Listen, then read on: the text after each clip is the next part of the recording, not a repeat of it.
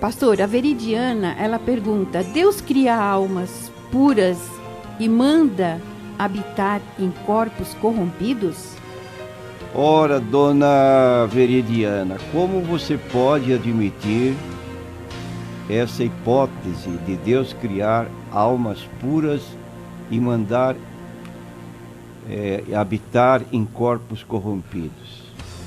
Quando lemos na Bíblia sobre a criação do homem, como já mencionamos em Gênesis 1, 26 e 27, depois vamos ler o Gênesis 1, 31, está escrito que Deus nos fez a sua imagem e semelhança. Logo, o homem era um ser puro, e não tinha uma parte como corpo corrompida. E viu Deus tudo que tinha feito, e eis que era muito bom. E foi a tarde e a manhã, o dia sexto. Então aí está. E viu Deus tudo quanto tinha feito, e era muito bom. Agora, no livro de Eclesiastes, no capítulo 7 e no versículo 29, então diz o texto sagrado: Vede isto tão somente, achei. Deus fez ao homem reto, mas eles buscaram muitas invenções. Então Deus fez o homem reto. Agora, quando falamos o homem, de que se compõe o homem? Em 1 Tessalonicenses, capítulo 5 e versículo 23, vamos encontrar que o ser humano é composto de espírito, alma e corpo.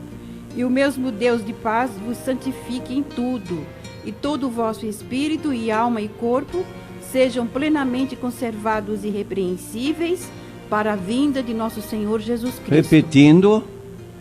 E o mesmo Deus de paz vos santifique em tudo, e todo o vosso espírito e alma e corpo sejam plenamente conservados irrepreensíveis para a vinda de nosso Senhor Jesus Cristo. E eu quero dizer, dona Veridiana, que não se peca apenas com o corpo.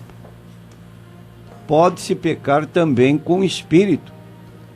No capítulo 7 de 1 aos Coríntios, e no versículo 1, o apóstolo fala que devemos nos preservar. 2 Coríntios, capítulo 7 e versículo 1, se mostra que há pecado também com o espírito. Ora, amados, pois que temos tais promessas, purifiquemo-nos de toda a imundícia da carne e do espírito, aperfeiçoando a santificação no temor de Deus. Então aí está, purifiquemo-nos de toda a imundícia da carne, é o corpo, e do espírito. Qual seria o pecado do espírito? Seria o orgulho, a soberba, a altivez. É o pecado que levou o diabo, que não tem corpo físico, a cair. Era um anjo, chamado Lúcifer, mas nele se encontrou o orgulho, a soberba. Subirei, farei o meu trono igual ao trono do Altíssimo.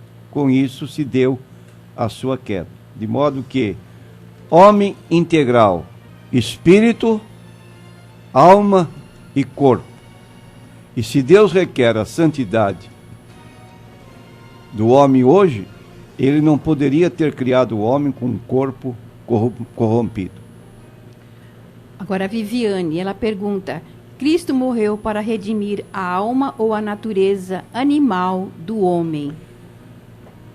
Cristo morreu para nos redimir. E se ele veio nos redimir, repetimos o que está no livro de 1 Tessalonicenses, capítulo 5 e versículo 23. Ele veio redimir-nos, logo, o homem, espírito, alma e corpo são redimidos quando aceitamos a Cristo como Salvador. E o mesmo Deus de paz vos santifique em tudo, e todo o vosso espírito e alma e corpo sejam plenamente conservados irrepreensíveis para a vinda de nosso Senhor Jesus Cristo. Então aí está, Jesus faz uma obra completa. Espírito, alma e corpo, ele redime ou redimiu pela sua morte na cruz. Agora a pergunta da Vera. Os pagãos, pastor, estão perdidos? Vão para o inferno? Os pagãos estão na mesma condição de todo ser humano.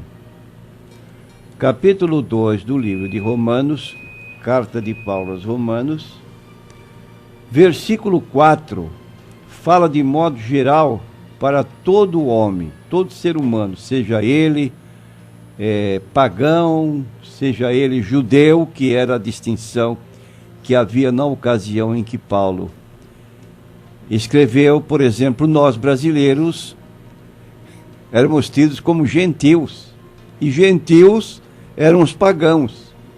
Agora, com a mensagem do Evangelho, então essa distinção entre judeu e gentio sumiu.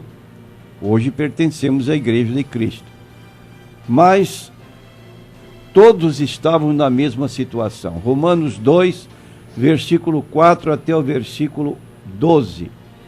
Ou desprezas tu as riquezas da sua benignidade e paciência e longanimidade, ignorando que a benignidade de Deus te leva ao arrependimento? Mas, segundo a tua dureza e teu coração impenitente, entesouras ira para ti no dia da ira e da manifestação do juízo de Deus, o qual recompensará cada um segundo as suas obras, a saber, a vida eterna aos que, com perseverança em fazer bem, procuram a glória e honra e incorrupção, mas a indignação e a ira aos que são contenciosos e desobedientes à verdade e obedientes à iniquidade, tribulação e angústia sobre toda a alma do homem que obra o mal, primeiramente do judeu e também do grego.